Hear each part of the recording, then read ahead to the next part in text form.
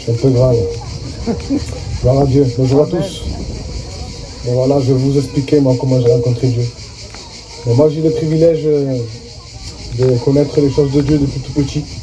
Depuis tout petit, j'allais avec ma grand-mère, mon grand-père qui est pasteur près de Dieu. Il m'a mené avec eux à la réunion. Mon père il s'est donné à Dieu, j'étais encore petit, j'avais 14 ans. Il m'a toujours élevé carré, j'avais un couvre-feu, j'étais un jeune tranquille jusqu'à l'âge de 18 ans. Et à l'âge de 18 ans, voilà, j'ai commencé à sortir, à voir ce qu'il y avait dans le monde. Et ça m'a plu. Commencer à, excusez-moi parce que tout ce que je veux dire, à faire des brinques, à sortir, à faire tout ce qu'un jeune fait dans le monde.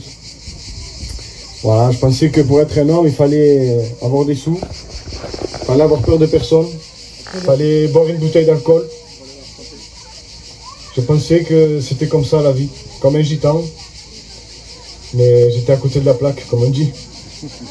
Et un jour, mon père il me parlait toujours de Dieu, mais moi je faisais semblant d'écouter.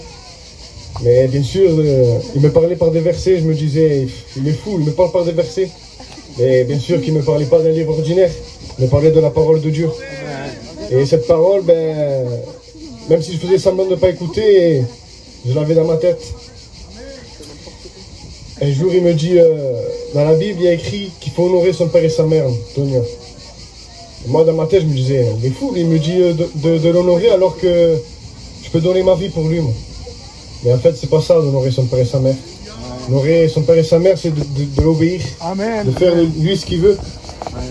Bref, le temps passe comme ça a duré 3 ans, jusqu'à l'âge de 21 ans.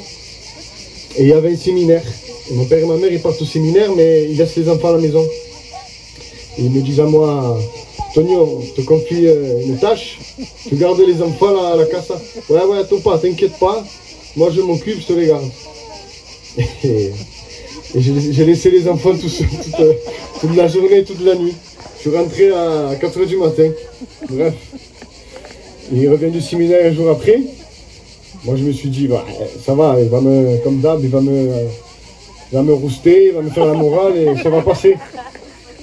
Mais non, ce jour-là, Dieu avait voulu comme il a voulu lui. Amen. Et ce jour-là, mon père il m'avait dit 2 paroles simples. Et ces 2 paroles simples m'avaient bouleversé. Mon cœur, je ne savais pas, je ne sais pas comment vous expliquer. Depuis ce jour-là, j'ai commencé à aller aux réunions. Avant, j'allais aux réunions pour faire plaisir à ma grand-mère, ma famille. Mais là, j'allais vraiment parce qu'il y avait un truc qui m'attirait. Amen, amen. Et j'ai commencé à aller aux réunions, 2, 3 réunions. Commence à chercher Dieu, dire la parole de Dieu. Et Dieu a fait son travail en moi.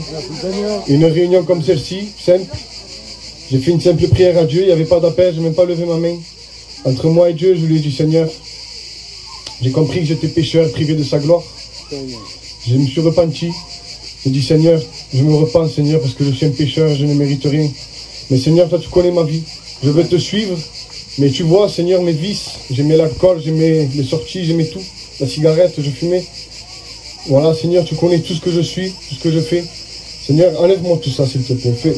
Dégoûte-moi du monde. Eh bien, Seigneur m'a écouté. En vérité, je vous le dis. À l'instant même, je suis sorti de la réunion. Je l'ai pris par la foi, j'ai jeté mon paquet de cigarettes. Depuis ce jour-là, j'ai plus touché une cigarette.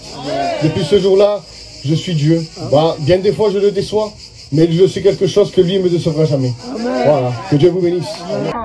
Dios te bendiga. Laissez-moi